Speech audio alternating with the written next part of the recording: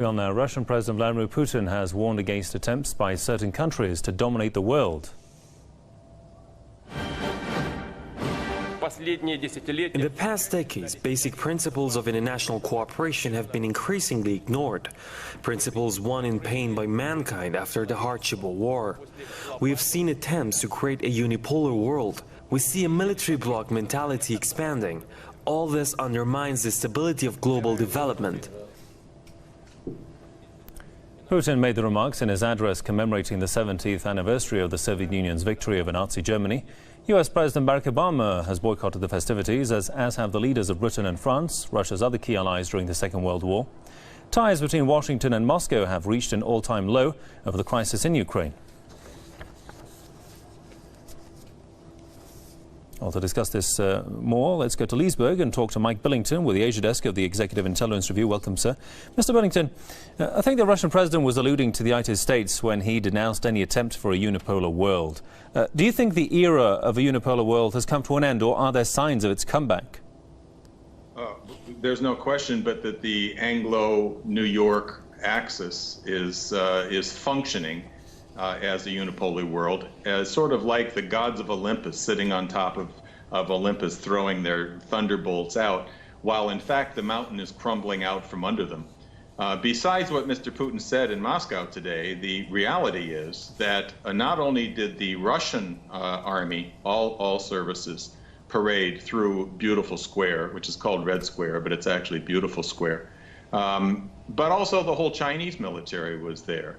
And on the podium was Mr. Xi Jinping sitting next to Mr. Putin, along with Mr. Nazarbayev from Kazakhstan, pretty much next to them. This is a new world order. We are watching the BRICS nations, led largely by China and Russia and India, in a situation where they have begun to put together an entirely new world order. And the demonstration today of for the first time ever, the Chinese military marched through Beautiful Square, Red Square.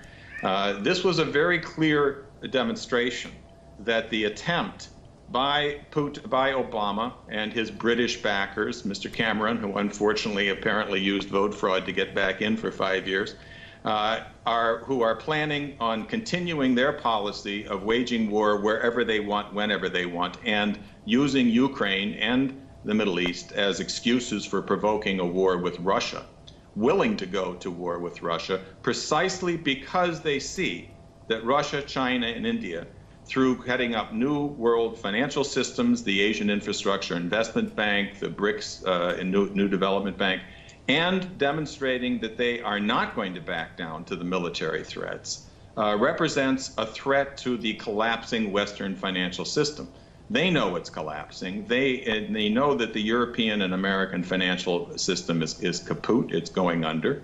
Mr. LaRouche today was interviewed by Sputnik News, the old RIA Novosti, congratulating Russia and the Chinese on celebrating Victory Day, and making the same point really that Putin did, which is that they are not only standing up for the defense against fascism in the 1940s, 30s, and 40s, but the reason that the Western nations boycotted Victory Day in Moscow is that they are supporting the revival of fascism in Europe, in Ukraine. That the Svoboda Party and the Azov Battalion, carrying the swastikas, openly praising Stefan Bandera, the Hitler collaborator in Ukraine, represents the revival of fascism, openly supported by the Obama administration through Victoria Nuland and others.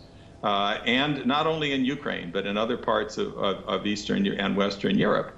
This is a threat to civilization. It's not just a threat to Ukraine or to Russia. It's a threat to civilization, a threat of thermonuclear war, which is not far off if we do not reverse the process immediately in the United States and in Europe and restore what was once well known as the American system. Have Europe and the United States join with the BRICS on great development projects rather than confronting them with threats of war. And so do you think the United States will give in to this new world order, to a multipolar world order? I think that's up to us here in the United States. The LaRouche movement is waging a fight. Mrs. LaRouche is now touring Europe, demanding that they give up this insane confrontation with Russia, and with China, and join with the BRICS. This is the other paradigm that exists for mankind today. And many in Europe are now recognizing this. You might know that Mrs. Merkel, even though she was arm-twisted not to go to Victory Day, is going to be there tomorrow.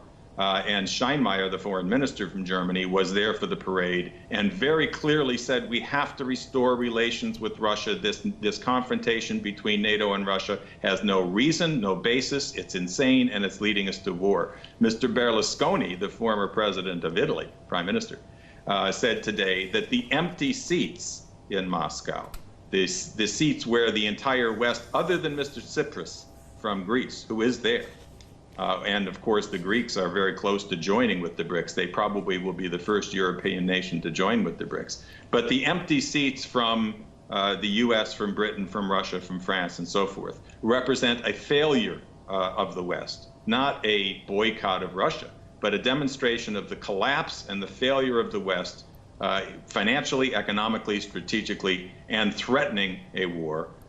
We have to turn that around, and that's what our policy here is in the LaRouche movement, is to turn this around, to get this lunatic out of the White House quickly, not in the next election, now, before World War III breaks out and before the collapse far greater than the 2007-2008 collapse hits. This is our responsibility. It's a responsibility to the human race. There are two paradigms in the world, and we have to make sure that America restores its historic role as a nation builder and not as a British-style imperial warlord. All right, we'll leave it there for the time. Many thanks to Mike Billington with the Asia Desk of the Executive Intelligence Review from Leesburg. Thanks for your thoughts there, sir.